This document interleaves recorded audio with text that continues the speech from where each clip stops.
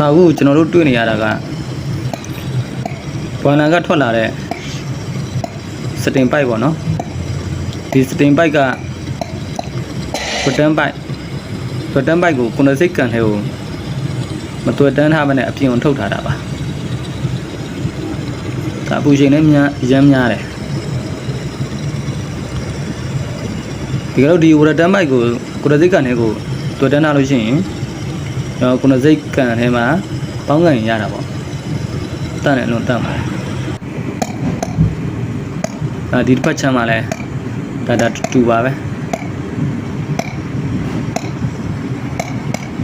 ဒီစတင်ပိုက်တွေကအနားကိုကတ်လို့ရှိရင်ရမ်းပူတာမတော်တဆထိမိလို့ရှိရင်တော့အပူလောင်တတ်ပါတယ်ကျွန်တော်တို့အလုပ်လုပ်လို့ရှိရင်အရန်သတိထားပြီးလုပ်ရပါတယ်ပုံမှန်ဆိုရင်ဒီစတင်ပိုက်တွေကိုတွတ်တန်းထားရင်ဂလဆူးတွေနဲ့ကာကွယ်ထားရပါတယ်